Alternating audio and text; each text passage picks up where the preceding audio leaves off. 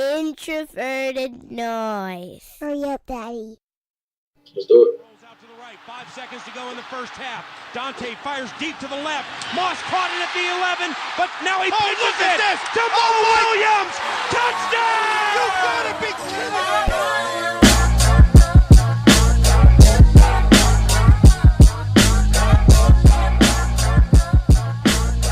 All right. We are back. We are live with another episode of the Climb in the Pocket podcast. I am your host, Jason Brown. You can find me on Twitter at BrownJason. Once again, we got the full crew here for you. And we're just going to jump right into it because it was a busy day in the NFL today. A lot of things for us to talk about. QB1, my man, how you doing?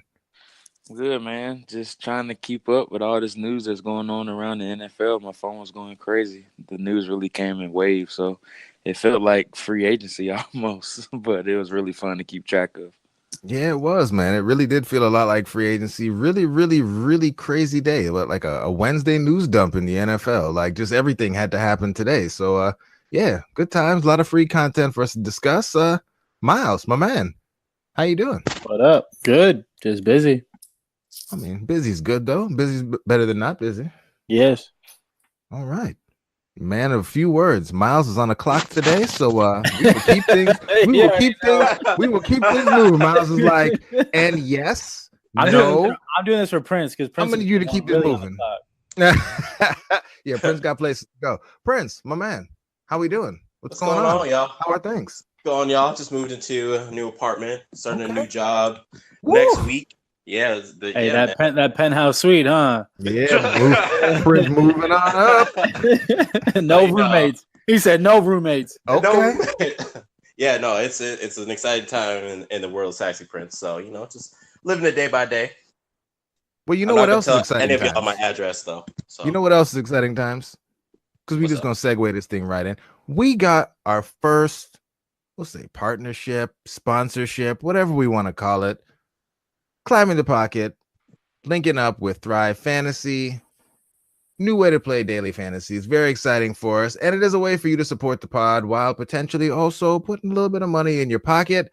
Thrive is a different way to play DFS, so they wanted to change the game a little bit. The way things work in DFS right now is I know Miles dabbles in there every now and again, but 3% of the people who play on DraftKings, FanDuel, they win 90% of the money. And so the people at Thrive want to switch things up, make a different kind of game, a game that was easier for casual fans to get into. They only use the top players, and it's prop bets. So before every game, you pick 10 players, things like, is Tom Brady going to throw for over or under 250 yards? Pick all the props that you want to pick, compete against other people. Hopefully you win some money. And in signing up, you can support the pod. So if you want to check the show notes to have a link to the Thrive page in there, Thrive page is the pinned tweet from the CTP Twitter account as well. Check them out. You can play for free to get used to the site. Once you get in there, it's an opportunity to make daily fantasy something that more people can potentially win some money doing. So check them out. We're very, very happy about that. And we're also I guess I'll say I'm happy. I won't speak for everyone. First thing we're going to do today, question of the day. How does everyone feel about the Teddy Bridgewater trade? There was a lot of news that went on, but I'm sorry. We're going to talk about the trade of the man, the myth, the legend, the man who's still on our About page on the website. Probably got to update that at some point here since he plays for the dreaded Saints now. But JR, Teddy going to the Saints, Jets getting a 3rd-round pick. What are your thoughts on this deal, really, for all parties? And what does it mean for the future of our man, Teddy Bridgewater? So I was shocked when I did read that the Saints did trade for him. I didn't think that they would get into the mix, considering that they already are low on draft picks after the Marcus Davenport trade, where they traded a 1st-round pick to move up and get him. They exchanged with the Packers, I believe it was. So they were already a bit low. But from their standpoint, I love it because we all know that they're one play away from being a complete disaster because their backup quarterback situation is not ideal at all. Their backup quarterback right now is Taysom Hill. I believe that was his name. And he's a guy that also plays special team. Can you tell us anything about this person? Like Taysom, I'd never heard of him before. Who is this? Yeah, so he's like quarterback / special teams ace. He's a guy that plays on every single special teams for the Saints, and he's also he's like Joe Webb 2.0, but even more advanced. He plays every single special teams unit. He runs down on kickoff. He plays on kickoff return, and then he also goes in and plays quarterback as well. So both of those guys could go down at any moment. But Drew Brees has been known to stay away from injuries. He's not a guy that's ever been injury prone throughout his career, besides the whole shoulder ordeal with the Chargers way back when. But since he got to New Orleans, he hasn't had any type of lingering injuries or issues or anything like that. But Taysom Hill is their backup quarterback right now, and if you got a quarterback on special teams, that's just not an ideal situation, especially considering how much of a drop-off it would be from Drew Brees. I believe J.T. Barrett is another guy that's on their roster right now, too. I believe that's got some preseason action as well. So their backup quarterback situation was not ideal at all, but you bring in a guy like Teddy Bridgewater who can get you through a string of games or even through an entire season if Drew Brees does happen to go down or miss some extended time. So I love the trade from the Saints standpoint, but from Teddy's standpoint, I don't really like it that much because Drew Brees, I don't think he's going to retire anytime soon, and it's just another wasted season if Drew Brees stays healthy for Teddy where he is on the sideline, and it's just going to be another what-if situation as he enters free agency, and I just don't think he would sign long-term with the Saints, even if they do try to sell him on a succession plan behind Drew Brees. That's just something I don't think that he would be interested in because who knows when Drew Brees is going to retire. And then if he does sign long-term, who knows how long Drew Brees would stay as the Saints starting quarterback, even though he's only signed for 2 more years. He's a guy that's not slowing down in his play at all from what I've seen anyway. So from Teddy's standpoint, I don't really like it because it just seems like another wasted season as a backup quarterback where he's on the sideline. But from the Saints standpoint, I love it because now they have a better insurance policy at quarterback. I guess from maybe a marketing or a Teddy's brand standpoint, I know obviously the best case scenario is him getting on the field, playing well, getting himself a big contract. But I guess what about the auxiliary benefit maybe to him of getting to go be around Drew Brees, being around Sean Payton? It seems like guys who go through like New Orleans or the Patriots, their stock seems to go up a little bit, where guys who really aren't that good, and in this case, Teddy's actually a good football player, but there's oftentimes it seems that like guys who go and just are backups next to Hall of Fame guys get paid more than they probably should at their next gig. You think that might be something that could happen with Teddy? Yeah, it definitely is. And anytime you can sit in a meeting room with Sean Payton and Drew Brees for an entire year, you're going to develop more as a pro and get some more in your professional development profile as well. So there's going to be some things that he learns from those two guys. And Teddy's already a really smart quarterback, and you can always learn more as a quarterback. And learning behind a future Hall of Famer like Drew Brees and a very advanced and very great play caller like Sean Payton is something that's going to benefit him as well. But we all know it's going to come back to what he is on the field. And that's what evaluators and GMs are going to want to know. We don't know if he's ever going to step on the field this year. And it's probably not going to happen unless Drew Brees suffers some type of injury or the Saints are just blowing the team out and they want to see what they have in Teddy. So I don't really like the situation from his standpoint. Sean Payton about to make him a captain this year. trying to sell him the dream. You about to make him a captain, honorary captain on what did it say, October 28th? Oh yeah, no doubt. That'd be pretty funny. That would be hilarious. Miles, man, what are your thoughts on this? I guess what are your thoughts specifically on the amount the Saints paid? Because 3rd round pick seems pricey, especially given what JR laid out in terms of them already being down a first. What do you think that signals with them? Really paying a premium, 3rd round picks are valuable picks to get Teddy Bridgewater into their system, into their camp. And what do you think it means for his future?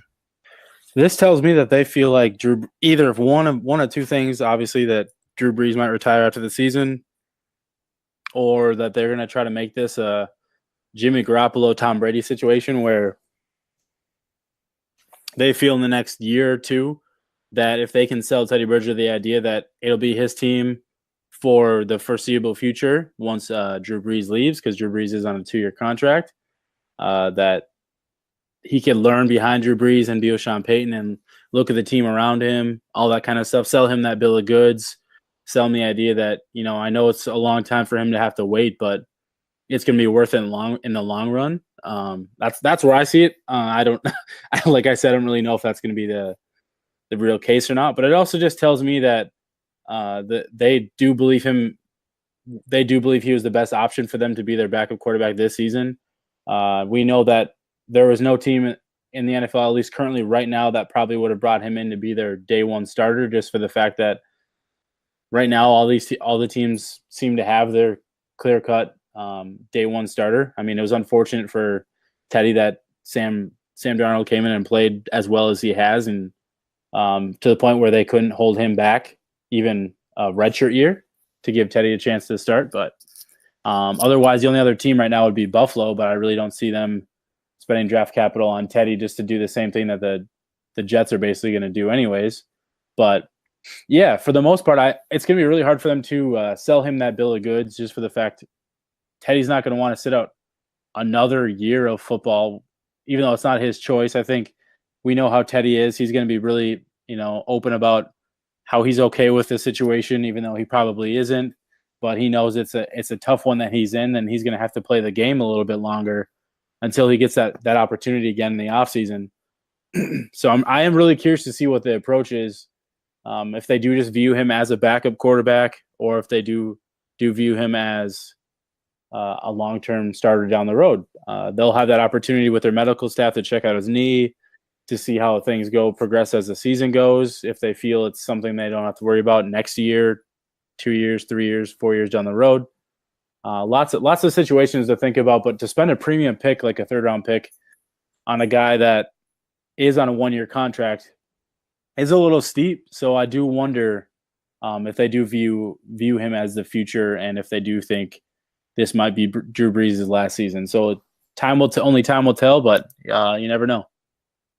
Okay. I am happy for him, though. I do think if he was the starter there right now, they'd be in a great situation. Obviously, they have Drew Brees, so that's a Hall of Fame quarterback. But I do think out of all the teams he could have gone to, this is probably the most favorable for a team that he wouldn't be starting on. I think it's the most favorable one for him. Okay, and Saxy Prince, bring us home. But before you give us your hard-hitting analysis on this trade, who's going to have more yards this season? Teddy Bridgewater throwing the football, or Laquan Treadwell catching passes? Laquan Treadwell. Okay. Right. Miles and JR has basically hit on most of the points. I do think that the reason why they gave up such a premium pick, because I think they were essentially trying to say, like, hey, we do view this guy as, a guy who could potentially be our guy of the future. And if that's really your mentality, yes, third round pick is a premium pick, but that, is better than using a first round pick. And we've seen plenty of first round pick quarterbacks be bust. So, I mean, Teddy Bridgewater, he still has quite a bit to prove, but has shown you to be a quarterback that, when surrounded with talent, can get the job done. So I think this is a brilliant move for the Saints. I don't think that they're just going to bring this guy in just to be a long-term backup or anything of that nature. I think if they're using a third-round pick for this guy, I think they're strongly considering him as a quarterback of the future. And I know that a lot of draft comparisons compared draft guys compared Teddy Bridgewater as, when he was coming in, as kind of a Drew Brees type quarterback and whatnot. Just how accurate he is, in that intermediate game, how he's really smart, can process things very quickly. So I think it's a fantastic move for the Saints. And it kind of speaks to, this is kind of how you want to continue to keep your team relevant for years to come. The Saints are going from, having a guy like Drew Brees to, if Teddy develops into what he could develop into, having another solid guy for another, 10, 15 years. We've seen it with Green Bay Packers, with Brett Favre, Aaron Rodgers. You've seen it with the Colts, with Peyton Manning and Andrew Luck. I mean, if you really want to stay competitive in this league, you definitely have to have that quarterback. But even more so in the current situation, they have a backup their starter, and then they also have a quarterback who is a starter caliber quarterback, which is the better way to build than it is having a guy who is your unquestioned starter, but then having to back up who you're really hoping. Well, we really hope he can get us through 1 or 2 games. So, no, I think it's a fantastic move for the Saints. And, I think I don't think a third-round pick is quite premium enough as it pertains to, potentially answering the question at quarterback for the next foreseeable future. Okay. All right. Well, a lot of stuff happened. Let's talk Aaron Rodgers next. Aaron Rodgers getting all the money. Saxy Prince, we'll start with you because I know how much you love it when quarterbacks get paid. So let's talk about Aaron Rodgers getting all the money. How do you feel about Aaron Rodgers getting, Miles, how much was it by St. Patrick's Day? Was it 88 million by St. Patrick's Day? Oh boy. So if you calculate that out, hold on real quick. If that's 28 weeks from now, they'd have to pay him $3.14 million a week. And that doesn't even include his 2018 salary. So Lord. Crazy. That's so much money. So Prince, thoughts? So you guys know how much I hate quarterbacks getting paid, but this is a quarterback that I don't hate getting paid because this is the kind of contract and the kind of caliber of quarterback that deserves this kind of money. He is probably unquestioned, arguably one of the best, if not the best quarterback in the league. And he has been for a long time, and he probably will be for the next foreseeable future. And he's also the kind of guy who we needed him to take a contract like this. I actually still think he got underpaid. I think he should have, 150, 200 million for all I care, considering like he has kept the Packers afloat for so long. Not to say that he hasn't had weapons. He has had weapons. He's had a pretty decent offensive line. He's had pretty decent wide receiver weapons, but for the most part, his defense has been pretty pedestrian compared to what it could have been. And he's had to bring them continually back to the playoffs and the NFC championships. And I think that you saw his value last season when he went down. Packers season was done, and they all knew it. So in my opinion, again, he's even still underpaid for what he brings to that organization.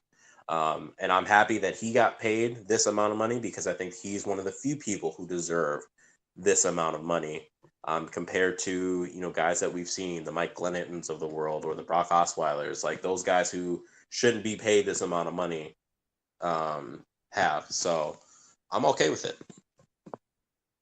Wow. Prince is all right with QBs getting paid. Miles Gorham. So no. Good QBs getting paid. QBs getting paid. Sorry. No. Apologies. At least say elite QBs. Okay. Sorry. Yes. Because we know He's good okay QBs are getting with paid. elite QBs getting paid. No, there's some good QBs who are not getting paid still, but Tom Brady. You're right. Well, no, that's Tom Brady's choice. That's Tom Brady's choice. Tom Brady's getting his money. Oh shit. He's still getting his money. Oh, I wasn't even. My bad. I'm getting all his cash. Probably not hitting the salary cap, but that's neither here nor there. That's a conversation for another time. Miles, so there's a talking point. It's a strange one. From my perspective anyway, it's a weird talking point given the Vikings' current situation because it seems like many of the same people who like to tweet, "Oh, I thought the Vikings were going to lose all their players when they signed Kirk Cousins to a long-term contract," are now saying that the Packers are going to lose all their players because they signed Aaron Rodgers to a long-term contract. From your perspective, from what you've seen of the deal, and I don't think all of the details are out there yet, but from what you've seen, what you understand this deal to be, what are your thoughts on how this affects the Packers as they move forward with things? Well, if this deal is anything similar to kind of the way Drew Brees' deal is in terms of how it really hurts the team in terms of cap, because Drew Brees has really put a number on that Saints cap over his career, which is good for him. He should, but to make sure he gets his money. But it sounds like, at least from first blush, that it might have taken some of the cap off of 2018.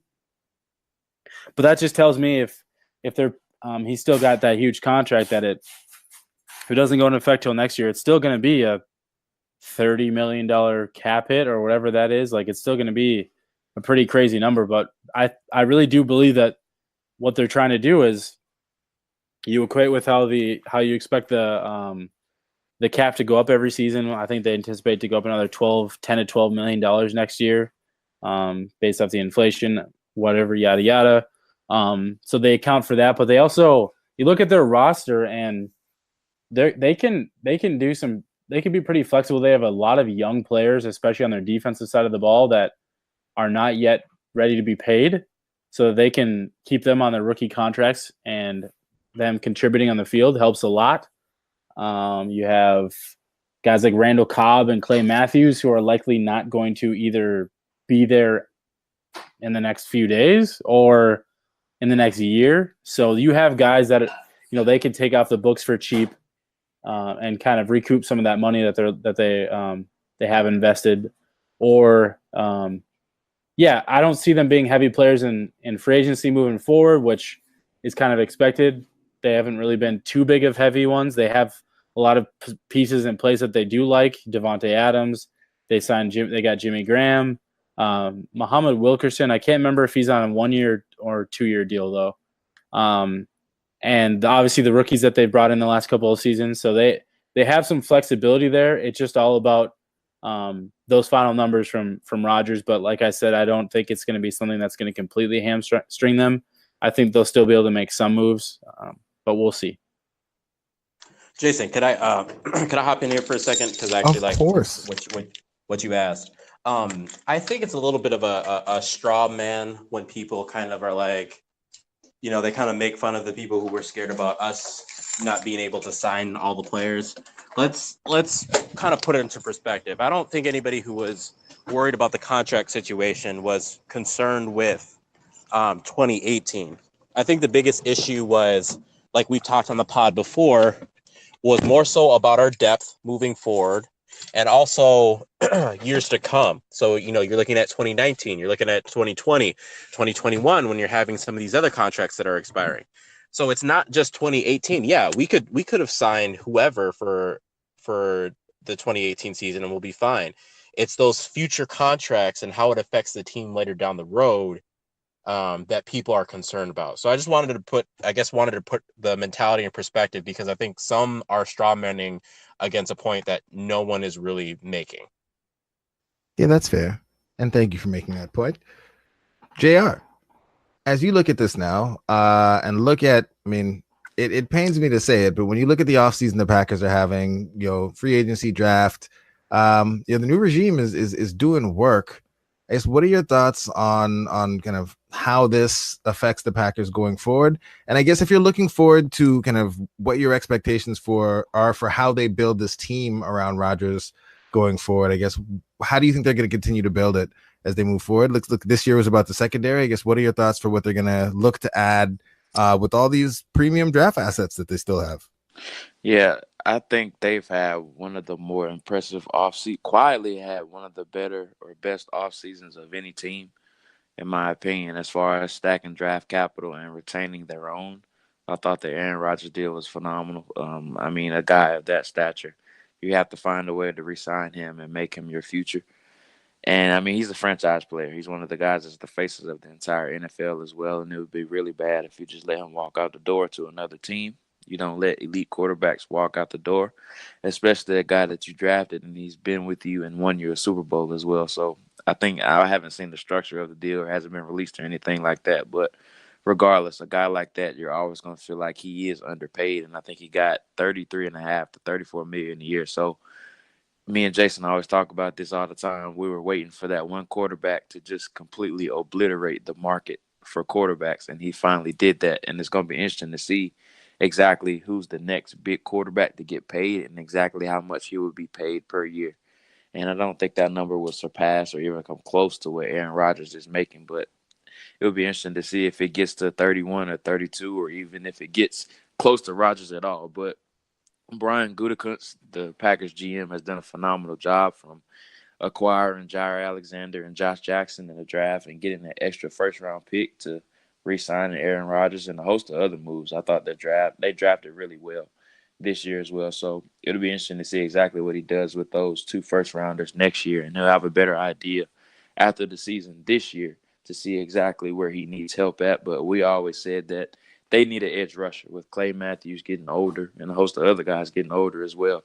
They have never had that dominant edge rusher outside of Clay Matthews and when Julius Peppers was with him for a short time as well. So they need some guys off the edge. And I even floated out there today that if I was Gutekunst, I would call John Gruden and Reggie McKenzie to see if I could offer them Randall Cobb and 2 first-round picks. I would do that in a heartbeat. And we all know the Raiders need some help at receiver because that's the position that they're lacking in right now. And, 2 first-round picks, we all know, is very fancy, and fans really value highly draft picks. And I'm of the belief that if I can get an assured elite talent like Khalil Mack at a position that I need sorely or very badly, and it's an elite player as well, and I have the cap room to re-sign him as well. You talk about Aaron Rodgers being the face of your offense for the future, and now you have your building block for your defense as well. So that would be an idea that, or a tactic that I would try to execute if I was Brian Gutekunst, and I think it's a plan that he should go with, and that's a deal that I would do in a heartbeat if I was the Packers. Now, that's not to say that the Raiders would accept that deal, but I think they would have to listen because you're offering them a proven veteran in Randall Cobb, and you're also giving them 2 first-round picks as well. So that's definitely a deal that should be admirable to them. I feel like, the basic structure of the deal that you're talking about makes some sense, but I feel like you got to, put some seasoning on it. Like Saxy Prince was saying earlier, put Clay Matthews in there. He's old. Gruden loves him some Clay Matthews. You got to, give them an edge rusher to replace the one you're taking from them with those first round picks and maybe some Randall Cobb. But Gruden loves him some Clay Matthews, and he's trash. So, that's the kind of deal that they need to make. Get the Claymaker up out of there. I just don't. I think they trade Cobb before Matthews. Trade them both. Yeah. Get them all out of here. You really can give it. I've been saying get Clay. As much old talent as they've been accumulating over this offseason, give them Clay Matthews. I'm sure Gruden will jump at the opportunity to get his hands on a guy like that. So yeah, man, all that grit. But all right, let's keep it moving here because we still got some things to cover. We're still on the clock here. We're not going to spend a lot of time because there was a lot of news. These next 2 stories, well, one more than the other. But the first one we're going to talk about, Vikings related. Caleb Jones arrested. I still don't have all the details. The things that I guess the reading of the charges doesn't seem very good, and yeah, I really don't have much to say about it. The only thing I think I'm going to say about it is that when these sorts of things happen, it really shows how twisted we all are as fans, because our first thoughts, the first things that I read from really most everyone on the timeline were like, oh man, he's not going to make the team now, or Chad Beebe's going to make the team. And it's like, man, this dude probably needs some help, especially after all the things going on with his brother. But yeah, we really don't care at all about these people at all outside of them in the context of our football team. But I guess really with this said, with the Caleb Jones thing, I guess we'll just go rapid fire down the line here, starting with JR. Any chance that he remains on the roster given the news that broke today? JR? 0. He might, before this pod gets released, he might not even be a member of the Vikings anymore. Yeah, that is fair. Miles, how about you, man? I'm honestly surprised he hasn't been cut yet, but I'm sure they're just waiting to actually hear from him and bring him into the office to do it in person. Okay. And Saxy Prince, are we making this a clean sweep? Any chance that, after all this comes out, that there's any way that Caleb Jones ends up on the team? No, he's probably already heard that he's gotten fired. So okay, all right. Yeah, no chance. Okay, well, in lighter news, still dealing with the legal system, and it's really not lighter news because this news I feel like comes with when you look at the max sentencing, much heavier time, which is weird because it's white collar crime versus violent crime, but like this carries like serious federal time behind it. But Michael Kendricks, fan favorite this off season, and one of the writers from Blackish, I don't know, this story, it's just very weird, caught up in an insider trading deal in which Michael Kendricks apparently turned $80,000 into 1.2 million, something like that. I mean, pretty good. That's not bad. That's not bad. Better than what he would have got invested with Carl Nassib for sure. But JR, what is there? Is there anything to say? I mean, this is kind of a crazy story, and it is also funny with Jimmy Haslam and his problems that he has that are ongoing. legal stuff with swindling people for money that he has to deal with this on his team. But I guess you have anything you want to say, any input, any analysis of this Kendricks fiasco and then him subsequently being released by the Browns? The only thing to say is that I am ready for Hard Knocks next week. I cannot wait to see that. Boy, I can't wait. It's gonna be so good. Miles, what about you, man? Any thoughts on this Kendrick situation? I mean, why can't your people act right, Miles? Oh man. Yo, like, I'm all for dude making money, but he even said he knew the risk he was taking. Bro, he's about to sing to get out. He's in there right now. Like, ask me. He already name dropped. Like, he already did all that. Was like, hey, you or me? What would you like to know? Right. Ask me right now. What would you like to know? I will tell you everything. Michael Kendricks ain't going to jail. Nope. Hey, his brother's got money, so he's straight. Sexy Prince, man. What about you? What are your thoughts? Anything to add on the Kendrick situation? Yeah, man. I'm telling you, these light-skinned folks, man, they'll dime you out so fast. Always looking for special privileges. The minute a dude names where you went to college in the deposition, it's a done deal, y'all. Hey, yo, Prince went to U of M, so. Yeah, that's Miami, y'all. That's the U. Yeah, he telling on everybody. Everybody. Okay. Well, we'll keep it moving here. We'll get back to a little bit of Vikings talk here, and it's the preseason. And again, so we're not gonna go too crazy. We're not gonna get really, really deep with the analysis here on the game. But obviously, Vikings played one. It's the dress rehearsal. Starters played versus starters for a little bit longer in this game. Seattle game recap. JR, what were your thoughts when you watched it initially? And then I guess if you watched it again, did those thoughts evolve, change? How did you feel about it in general? It feels like the game was a million years ago. It really does. Like it really does. It was like a month ago. But overall thoughts, I thought the offense looked better. I thought they rebounded. They had some situations where they did click. The running game looked a little bit better. I was a little disappointed in the defense early on.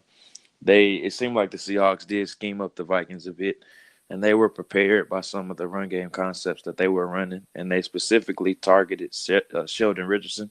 He had a rough start to the game, but as the game went on after that second series, he really started to pick it up. And that first series in the second half where the starters started out, I thought he played extremely well, and that was really good to see him rebound from those first few series. But I thought Kirk Cousins was decent for the most part. He looked to calm down a little bit more than he did last week against the Jaguars, and that was really good to see as well. I still want to see the chemistry get a little bit better in the passing game. I think there's some room to improve there, but overall, I'll probably give it a B- for the most part. But Kyle Sluter was very good once again. I know we all pointed that out. Trevor Siemian looked really skittish in the pocket, so hopefully he'll play better this next game if he does end up dressing out, which I think he should because he really needs the reps in this new offense, considering he is going to be the backup quarterback in this game. The offensive line looked a bit better from time to time. I thought the interior guys struggled a bit in stretches. It was a bit up and down for the most part. So overall, there were some guys that stood out, and, the usuals, they did their thing as well. So I thought it was a good performance for the most part, though. So, yeah, you mentioned some things chemistry-wise. Miles, I wanted to get your perspective on this because, some of it I know is me, jumping in and trolling, Jake Anderson. Shout out to Jake doing his thing over there at DLF. But some of it also, I'm actually, being honest in the assessment of what I'm seeing. And it very much seems from the layperson perspective that Kirk Cousins and Stephon Diggs have a chemistry that Kirk Cousins doesn't have yet with his other receivers. Then more often than not, when Kirk Cousins targets Stephon Diggs, good things happen. And it almost seemed a little bit like in this game, the Vikings kind of manufactured some touches for Adam Thielen where there were some more, I'd almost call them, I won't say, but they were kind of gimmicky type touches with like the Cordero Patterson type. Like, we're just going to throw you a screen pass so you can get your hands on the ball and try to do a little something type plays, or like the really, really short play, like throws close to the line of scrimmage and things like that, just to get his hands on the ball. I guess from your perspective watching it, is that something that we should be concerned about at all? Like, how does it work in terms of kind of quarterback, wide receiver, getting on that same page, getting that chemistry? And if you don't get it early, is it something that you pick up later on as the season goes along? Yeah, I mean, I know JR can touch on this too, but I feel like for the most part, as a receiver, just getting the ball in your hands and just having the quarterback throw you the ball, even if it's a screen, a quick throw, something like that, just helps build that trust with each other. It helps that opportunity for you to, as a receiver, to see where the ball placement is going to be from your quarterback, how the ball comes off their hands, because it's different for each quarterback. Sometimes the way you're expecting certain passes to come, when you know where they're expected to be and where they're not, it varies and all that. So there's a lot of that stuff that happens, and obviously you can see that Diggs and Cousins are really on that page together already. But it also does seem like during practice that Cousins and Thielen are getting some of that chemistry, and they're connecting on plays. We just haven't seen it in the preseason yet. It also means that they haven't really schemed yet. They haven't prepared for the game. So the fact that I'm sure there are going to be some plays that are going to be manufactured for Thielen in the regular season. Obviously, that we'll see the same thing for Diggs, and we'll see the same thing for Rudolph. For me, I guess I'm more worried about Rudolph than I am Cousins or Thielen at this point, just for the fact that we've seen almost next to nothing, and we know how much Cousins loves to use his tight ends. So I'm just curious where some of that is and why that chemistry hasn't come along a little bit further, just because the offense that's currently run from DeFilippo and Cousins, both those guys rely on tight ends heavily. So I am surprised more there than I am in Thielen. Thielen's going to have his opportunities. I know Cousins loves to throw the slot receiver and all that. I just think Diggs brings a little bit more dynamic playmaking ability that Thielen doesn't. So I'm sure that Cousins really likes that from him, and he knows the dude's always getting himself open. He makes contested catches, and he's a big play threat. And not to say that Thielen isn't, some of those things, but I just think it just tells me that Cousins knows how good Diggs really is, and that's why he's his first read and his first option. But I'm not really worried about Thielen. I think time will come, and that chemistry will come as they get more familiar with each other and they start game planning.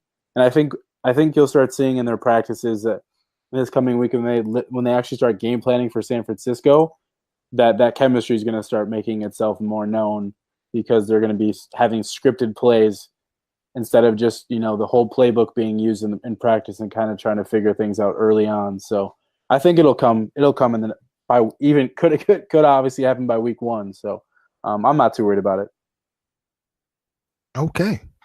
All right. Saxy Prince, what are your thoughts just with everything that we saw? Obviously, I know we spent a lot of time focusing on the offense because we spent a bunch of money on a quarterback this offseason, and so that's going to be one of the things we talk about a lot. I guess, this game, the dress rehearsal, when the game was over, and I know it really does feel like it was last year when this game was played. From what you can remember, I guess, what were your feelings on, everything once you watched it the first time? And then I know you watched it a couple other times after that. I guess, what were your thoughts and feelings kind of when you went back and dug into it and watched it a little bit more slowly outside of real time? Yeah, I mean, the first time I kind of watched it, I was a little bit concerned with Cousins' play and whatnot. I mean, that's just like overreaction. But I mean, it did look like I think Miles was saying it, like the Seahawks did scheme a little bit as far as this. So things weren't as vanilla as maybe he was expecting to see. But upon watching it a few other times, you really saw that interior offensive line like failing Cousins quite a bit. I saw a number of throws where I could tell he wanted to step out here. I could tell his mechanics were off a little bit, but he really had to adjust with having a lot of interior pressure that he wasn't expecting to have. So it's still an area of concern. I could still see the Vikings making a move to get another interior guy just to protect Cousins. I think after that first series, I think the defense was fine. Play here or there, but I think I would like to see a little bit more from Sheldon Richardson. I think JR had said it in our group chat, but like he definitely seemed to not be giving as much effort, especially when he got trap blocked quite a bit. They let him get upfield, and then he would just let the play die after that. So just a couple watch throughs. You're just seeing little things as far as like as long as they can clean up, little stuff on the defensive side of the ball. I think the offense is for the most part okay. The offensive line is still a huge concern, especially in that interior. Okay. All right. So we're gonna do it again. JR, give me one word to describe the Vikings' performance against the Seahawks. Decent. Okay. Miles? Can you repeat the question? One word to describe the Vikings against the Seahawks. Expected. Fine.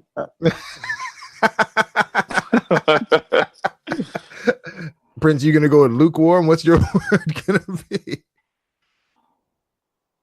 Sexy Prince. One word to describe the Vikings' performance against the Seahawks. Yeah, I guess I'll say, I don't know, average. Nothing exciting. Yeah, average. All right, that is not a ringing endorsement, but again, preseason doesn't matter. So, our offensive line didn't play together at all last preseason, and look what happened. We went 13-3. Obviously, that's going to happen again this year because that's how these things work. Okay, JR, you get one player, just one player, only one player. Who was your standout player from the Seahawks? Whoa! From the Seahawks game. My goodness. I'll go with Kyle Sluter. Oh boy, you have made Don happy. Miles, standout player that is not Sergeant Slaughter.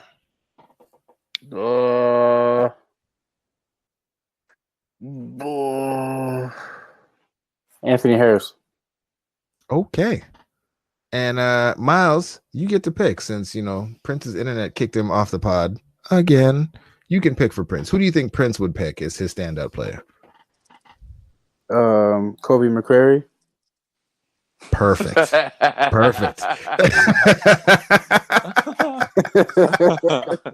He's gonna love it. All right. Well, the next thing here, and this is something that actually, preseason might not matter all that much, but this is something that does matter a little bit here, and it's trades. We talked about Teddy Bridgewater being traded, wasn't traded back to Minnesota, so not going to talk about that anymore.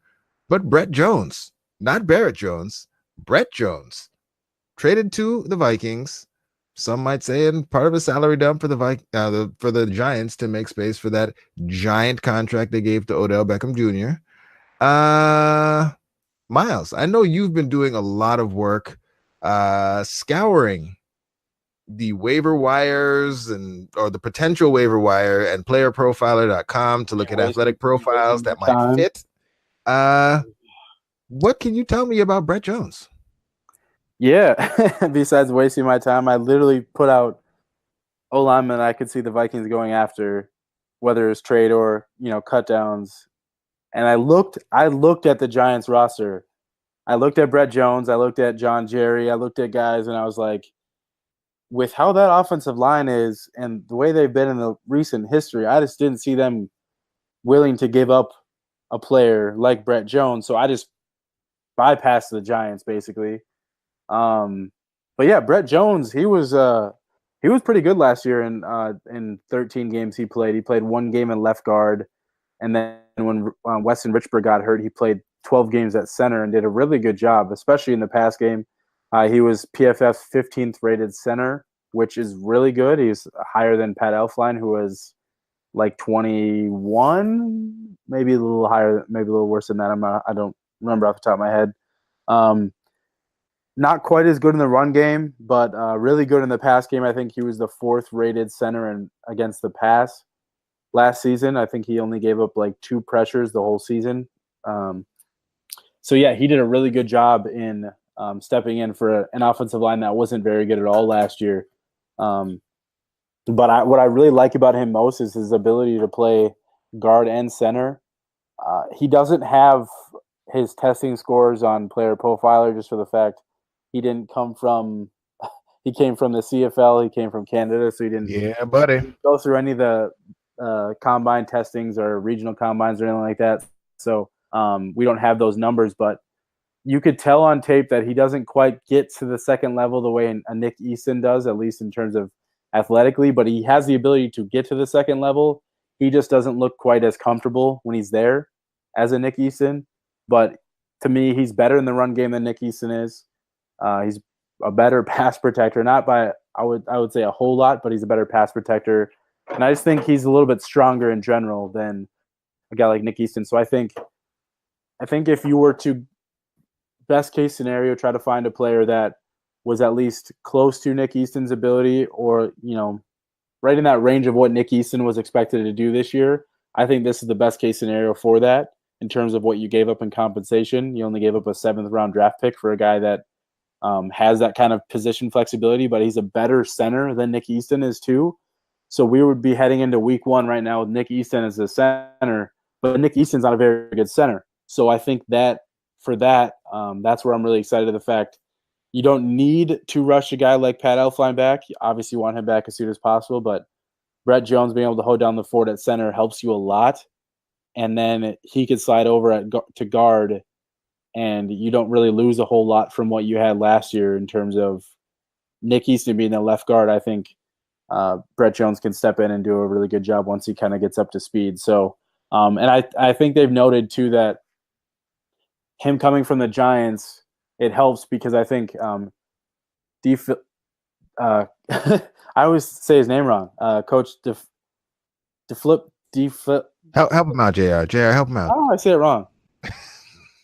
Just call him JDF. JDF. Filippo. Filippo, there it is. He made note that with Shermer's offense that they have similar terminology. There's a lot of similarities from last year's offense that they're keeping. So I think there's going to be a lot of that. He's going to have a lot of opportunity to be able to understand and learn the offense a lot quicker.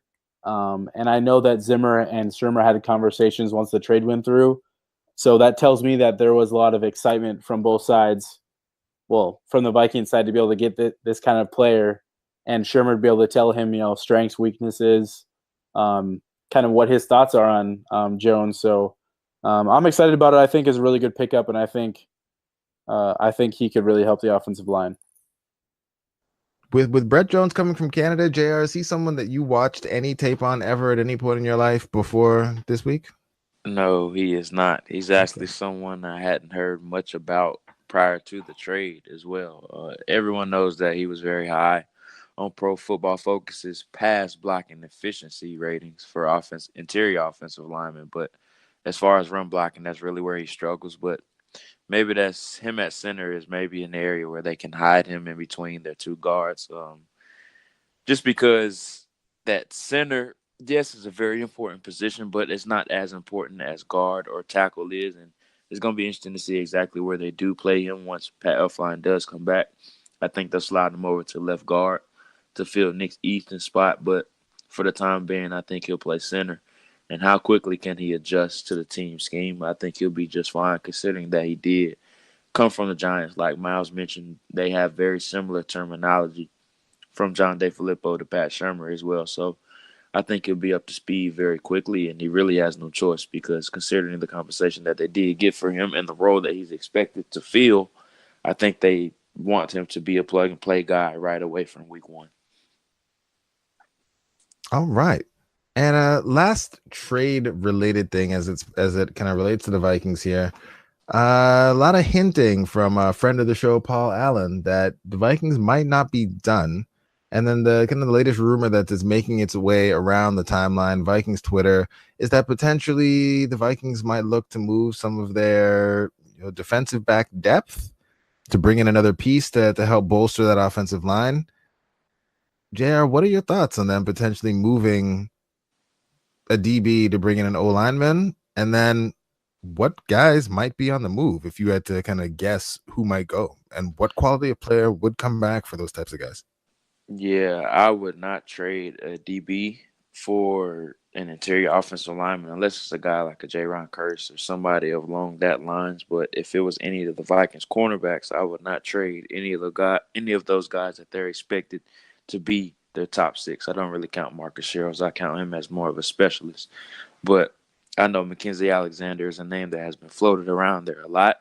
I would not trade him for an interior offensive lineman, considering the contract that he's on, the reps you have invested in him, and I think the upside that he does have at nickel. I think you'll be fine there, even though with the emergence of Mike Hughes and him providing competition with Hughes, I just don't think it's worth trading him for an interior offensive line because now you're only stuck with Mike Hughes and Terrence Newman at that nickel spot, and I just don't like the depth there if they were to trade Mackenzie Alexander. I know a name that's been floated out there a lot by Miles is Evan Smith from the Tampa Bay Buccaneers. He's a guy that would be a scheme fit, and also he's still very young. Gimme. And he's a guy that ranked, I think he's like the 24th or 25th ranked guard on Pro Football Focus as well. So he's a guy that's shown to be very reliable as well. But as far as trading for someone, I would not do that if I was them, considering that there's going to be a host of veterans that are going to be cut over the weekend. So I would just scour the waiver wire just to see exactly who does get cut, and I would bring one of those guys in to solidify the final 53-man roster. Okay, Miles, what about you? What are your thoughts on these rumors? Yeah, I think I agree with everything JR said. I think if you were to trade a defensive back like a Mackenzie Alexander, the rate on return you're going to get and the quality of player you're going to get compared to Mackenzie Alexander doesn't even compare. Like, you're not going to get a Kelechi Osemele. You're not going to get a Zach Martin. You're not going to get some of these top tier interior offensive linemen that would even come close to what impact you're going to get from a Mackenzie Alexander. So it just doesn't make sense to me. Like trading Mackenzie Alexander for, like JR pointed out, like and Evan Smith. Like, I like Evan Smith a lot, but like, imagine giving that up for a 32-year-old interior offensive lineman, just because he's cheap. But like that just doesn't. It wouldn't make sense to me. It wouldn't equate. It wouldn't. You wouldn't. The drop off between a guy like Evan Smith, or from Evan Smith to even a Brett Jones for that matter, or we know Tom Compton's not very good, but even a Tom Compton, like that gap between those players is not like so much that you're getting that much better of a return from that player than you would get from Mackenzie Alexander staying on the roster for 2 more years. So I wouldn't like that idea. Like Jared pointed out, J-Ron Curse would be perfectly fine with me. We know how some teams are hurting at safety a little bit. You trade a guy like J-Ron Curse for a young offensive lineman or whatever, a guy that might not make the roster. That's fine with me. That makes a lot of sense. Otherwise, if you're looking to trade, it would need to be like a conditional draft pick, future 2019, 2020, whatever. Otherwise, it wouldn't really make sense for me to make a quote unquote blockbuster trade. I think the trade that the Vikings made today is the best one that they're probably going to get for that quality of a player without having to give up significant assets. So I'm agree 100% with what JR is saying, is just wait it out. They're going to be guys that come available that you can get that can contribute on this team right now if they're just patient about it. Now, I know there have been talks about linebacker depth that they're really worried about. I'm curious, and I haven't really dove into this on who's out there, who's available, but they could look to make a move for a linebacker. That could make sense. Obviously, it's not going to be Michael Kendricks anymore, but he's a guy that you could have looked at before. But there's going to be some teams that let go of some aging, vet linebackers just to cut some costs or whatnot, and I think the team could look to add one of those guys. Okay. We're not going to go all the way through all y'all's 53-man roster predictions. They're on Twitter. I'll put them in the show notes. But JR, as you were going through, what position was the most challenging for you to kind of figure out the cuts? 1, and then 2, after you figured it out, obviously we know linebacker is an issue. But is there another position or maybe a position or two that you were looking at, and once you kind of looked at the whole roster, you still don't feel great about our depth there? Yeah, you hit the nail on the head with the linebacker spots. They usually like to carry 5, but I think they're only going to carry 4 this year and just use George Iloka as that swing linebacker safety hybrid. So the 4 guys I had making it at linebacker were Barr and Kendricks, of course, and Gideon and Eric Wilson were the final 2 that I did have making it. And George Iloka would be that 5th the 5th linebacker that they could use as that linebacker safety hybrid. But the other position that really concerned me from a depth standpoint is receiver.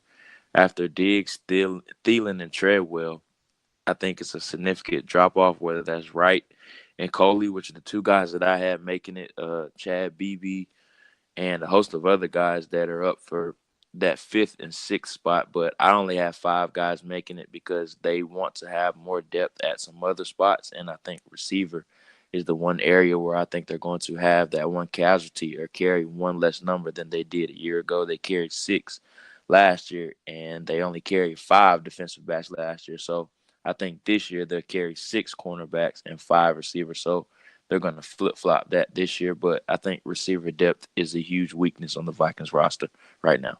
Hey, Jared, you say 6 cornerbacks because you don't really count Sherrills as a cornerback. Yeah, right? But I have him down as a specialist. Okay. Yep. Miles was ready to fight. You see that, JR? No, I knew. Anytime you leave Cheryl, Miles like, what's up with Cheryl's, yo? Miles was ready. Yeah, I count him as a specialist because that's where he provides most of his value at. Hey, but Jaron Curse is more valuable specialist than. I mean, yeah, best punt gunner in the history of punt gunners, yo. Yeah. In the history of punt gunners. History. Miles, I guess for you, what stood out? Obviously, I mean, we've talked quite a bit about the linebackers position and the lack of depth there. I know we've talked a little bit about the wide receivers. Anything else for you? And when you look at things here, outside of the obvious, offensive line, linebacker, I guess potentially wide receiver, were there any other positions that you're looking at where you think the Vikings will be very active, when other teams start making their cuts? Yeah, well, to start, I will start with the offensive line because I do think that was the hardest part for me, just for the fact that we don't know what they're going to do with Pat Elflein. I know Zimmer said he doesn't expect him to stay on the PUP during the regular season. They expect to take him off of it, but we don't know that. They still haven't done it yet. So until that happens, it's really hard to determine how that O-line shakes out, because do you keep Cornelius Edison? Do you not keep Edison? It all comes down to where they think Pat Elflein is, and if they think, Jones is ready to go by week 1. Which, for all, I mean, everything that we've heard, everything we expect is he's going to be their week 1 center. Brett Jones is going to be, but who's that backup? It sounds like Danny Isidora is taking center reps now, so that might be their backup plan in the short term if Elflein does stay off of PUP. So that's one for me that was really difficult to kind of to figure out, to navigate around. And then, like you had said, a few other positions, that safety position, if they do want to keep Jaron Curse and then keep 4 linebackers and maybe 9 D linemen. Like, there's a few things here and there that that I'm a little unsure of. But in terms of looking for scanning the waiver wire, I do think, like JR mentioned, wide receiver is going to be a big one. I wonder if tight end, a third tight end, is one that they look at doing, kind of what they did last year with Blake Bell, because Tyler Conklin has looked fine. Like, he's, I think there's potential there, and I think a redshirt year for him would be good. He's done better blocking than I think they expected to, but in terms of finding that little bit more of a dynamic guy at the tight end position, if they wanted to do that, if someone became available, I could potentially see that. Otherwise, I just think it's offensive line is really the key one, and then linebacker. I would love wide receiver to be that. I really do think they're high on Stacey Coley. He's another one that you have to really keep an eye on because we don't know the extent of his injury. We don't know what his injury is. So if for some reason he goes on to IR or whatever that situation is, that really changes a lot too, because I think he makes the team if he's going to be healthy by week 1. I just think they like him too much. They think, and he knows the offense, and he can be a pretty decent depth receiver on this team. But it's that Brandon Zylstra, Chad Beebe, that the back end of the wide receiver group, and Kendall Wright. For everything we've heard, it sounds like they like him now that things have started to get better with him. His understanding of the playbook, he's starting to see a little bit more run with the ones. It seems like he's the first guy in if Thielen or Diggs goes out. So it seems like he might be a lock for the roster right now, but we'll see. But I would like to see them try to find a little bit more of a veteran or a little more experienced, an upgrade at wide receiver for some of those depth positions, just because I think you could find somebody to do a little bit more than a Brandon Zylstra, a potentially Chad Beebe if they wanted to keep him, which I think he's. How dare you, sir? How dare you? He's the prime practice squad candidate, and I think it says everything. I think people need to take the idea that he's playing with playing against 3s and 4s with a little bit of a grain of salt, just for the fact that stuff doesn't always translate to doing the same thing against 1s and 2s. So take that with a grain of salt. I don't think just because he's put some decent tape there, that means he's automatically a lock for a 53-man roster spot. So yeah, there's the roster for the most part is pretty solidified. If you look at it, basically the top 50 or so spots, it's just about finding, 3, 4, 5 spots that you're really kind of unsure of and how you want that rotation to go in terms of D-line. Do you want to keep 9 offensive linemen? Do you want to keep 9 D linemen, 4 linebackers, 4 or 5 safeties? So there's a lot of things that we're unsure of that they're talking about right now that we'll be curious to see. And like you said, Jason, I am really curious to see how many players they look to bring in off the waiver wire, or veterans that get cut, and what that could shake up the roster as well. Okay, all right, we're almost there, guys. We're almost there, because I feel like we got to talk, at least mention it. I don't think we really need to talk about it a lot. We need to mention it just a little bit, because the Vikings do play a game against the Titans. But there's the Vikings really don't play a game, because none of the really good players for the Vikings are actually going to play. It's this game where all the dudes, it's probably the most important game in terms of guys trying to make the team, but it's going to be a bad football game, because it's going to be a bunch of guys who won't be playing in the league fighting to make the team, and it's going to be sloppy and all that stuff. So we're not going to do too much talking about this game that's upcoming here with the Titans, because what strategy is there really for us to talk about? I just have a couple questions for you here. I feel like I know the answers, but I'm going to ask them anyway. JR, from a quarterback's perspective, Marcus Mariota, the Titans, and they were one of those teams picked by a lot of people, including myself, to maybe, turn things around, maybe a breakout season for Marcus Mariota with all of the talent around them, new scheme, modern scheme, actually throwing the football, all those things. Marcus Mariota has looked terrible so far in the preseason. Should I be worried?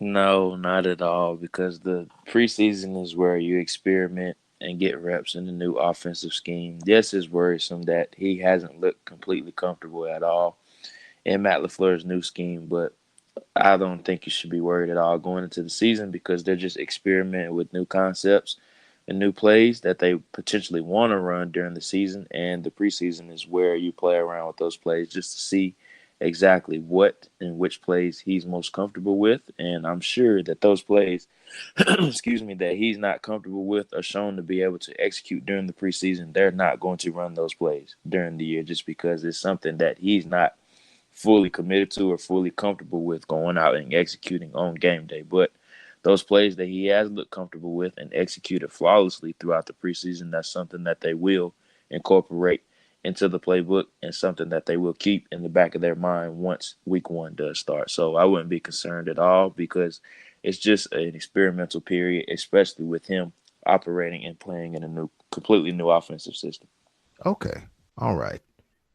Well, I guess on to players that are actually going to be on the field. Miles, what matchups are you most going to be paying attention to in this game being played by people who I guess the casual sports fan probably won't even know?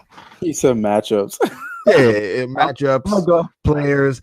How about players? Just players. I'm gonna change that in the show notes. Matchups. Yeah, we don't even know who's gonna be playing against who, when, what players are you most going to be focusing your attention on in this game? Like, who needs to ball out to solidify or maybe get onto the 53 that maybe you didn't have on your 53 initially? Definitely. Brandon Zylstra, he's on my 53 right now, but I just think he could be one of those guys that they keep on the 53, but come Saturday, somebody else gets cut that they want to bring in that they like better. So he's the type of guy that I think needs to show out tomorrow because we haven't seen him do much of anything at all in the preseason. I think he only played a limited amount of snaps on Friday. So I think he's one of those guys. Rashad Cleat, and the linebackers. You can't pronounce his name. He's not making the team. Yeah. You never even see you haven't even heard the broadcaster say his name this preseason, so he's probably not making it. You're right though. He probably isn't, but like that fifth linebacker position, it really is up for grabs. Garrett Dooley, Devontae Downs. I don't think any of those guys are going to make it, but Rashard Cleat, those guys have an opportunity. Antoine Williams, who's played he's flashed a little bit here and there, nothing special. He's he obviously had that that sack and penalty against Cody Kessler in the Jags game. Ruined the game. Yeah, but that position right there. I mean, if they decided they wanted to keep 5, one of these guys needs to step up and basically say, I'm going to make you keep 5 linebackers because you can't cut me. Kind of one of those scenarios, but I don't think that's fully going to happen. Jaron Curse is one of those guys that really needs to show out completely, though, because I do think his job's on the line. When they brought in Iloka, I really do think that was the writing on the wall. I don't think being a punt gunner is good enough to solidify a position on a roster when you have 4 safeties better than you. He's not a Marcus Sherrills where he returns punts, kicks, and is probably arguably one of the better special teams all-around players in the NFL. I don't think he's at that level. So there's that, and then Holton Hill's that last one where you just want to see him just solidify the fact that he's been getting better as the weeks have gone on. You want to see him play full-time duty and just match up well against wide receivers and tackle well because he struggled a little bit in tackling, and just look comfortable out there. You just want to see him look comfortable, and because I do think that they want to keep him on this roster because they see that potential there and that future, kind of like what they did with Deshaun Bauer last year, where he might not play in the regular season, he might not dress, but you want to keep him around. He's not he's not one of those guys you want to lose. So those are the main positions, and then I don't even care, but Daniel Carlson, just for shits and giggles, for the fact that he probably doesn't want to miss kicks, and I know Zim wouldn't be happy if he missed any kicks tomorrow. So there's that, but I'm not really worried about that one. Okay. All right. JR, for you, last preseason game. Anything? So a couple of people Miles named, a few of them. Holton Hill is a big one that I'll be watching. I would just want to see if he continues to look more comfortable than what he did last week against the Seahawks. I thought he played really well last week against the Seahawks. It looked much better than what he did in previous games, but I think he's continuing to make strides in his development, and I just think fans need to pump the brakes a bit on him. They were expecting him to come in, and some people were saying that he was going to overtake Trey Waynes in camp, which I just thought was ludicrous talk, but just pump the brakes with him and understand that he is a long-term project. I still think that he's going to make the 53-man roster, but I expect him to be inactive on game days. But he's a very nice ball of clay for Mike Zimmer, Jerry Gray to mold for the future, and I expect something out of him probably in the next 2 years. So he's a really nice project to have in-house. Another guy that I'll be paying very close attention to is Brian O'Neill. I'm really hoping that Harold Landry does play this game because I think that will be a very nice matchup between those two. Harold Landry was the Titans' second-round pick, and we all know Brian O'Neill was the Vikings' second-round pick as well. So that would be a really nice matchup, and it would be a true test to how well he is how good he is as a pass protector, because that's where Harold Landry's strong suit is as a pass rusher. But I would like to see him continue to make strides as a run blocker because I think that's where most of his deficiencies are right now. So that Brian O'Neill, Harold Landry matchup is something that I will be paying close attention to. And also, I just want to see the quarterbacks. Can Trevor Siemian continue to operate the offense, or not even continue? Can he find some life and engineer this offense to scoring some points and just look comfortable when he's out there? He just hasn't looked comfortable when he was out there. His accuracy has been all over the place. He's been very skittish and uncomfortable in the pocket. And as the backup quarterback, you want him to have a good showing just so you can be confident in him going into week one, especially considering the type of injuries that the Vikings have had at that position in previous years. And we all know he could be in there. He's one play away from playing. So Trevor Siemian is a guy that I want to see perform very well, and Kyle Sluter. He's probably a guy that's going to play most of the game, and I just want to see if he can continue to take another step in his development as well, and hopefully he can lock down that number 3 spot and earn his spot on the 53-man roster. All right, gentlemen. Good work. A lot of news to cover. You guys had to step up, do a little bit more here when Saxy Prince had to step away. Excellent work from both of you. But we made it all the way to the end, covered all the topics we wanted to cover. I think we did. I'm pretty sure we did. I think we got everything in the show notes this time around. So, yeah, that's it. I think in terms of, upcoming projects, things that have been dropped recently on the site, we have Flip's latest pod, 15 Minutes with Flip. Make sure you go on and check that one out. Scolders will be dropping a little bit later this week than usual due to some scheduling conflicts with fantasy football drafts and things like that. And fantasy football drafts are very important. So, got to get those things done. But Scolders will be dropping a little bit later in the week than usual. But Climbing the Pocket's dropping a little bit earlier. So it all works out for you in the end.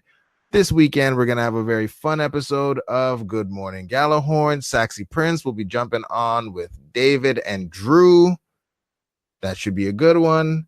And, yeah, that's it in terms of stuff. JR, you did your usual spot with Andy. It seems a little bit earlier this week.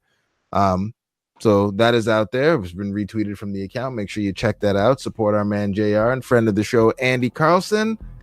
And if you want to support the pod, make sure you head on over to Thrive Fantasy. Click the link in the show notes. Sign up. First $10, they'll match the 10. Use our link. You support the pod. Everyone wins. And that's it. That's the show. I got nothing else. JR Miles, thanks for coming on. Listeners, thanks for sticking with us. And yeah, we will talk to you soon. Have a good one.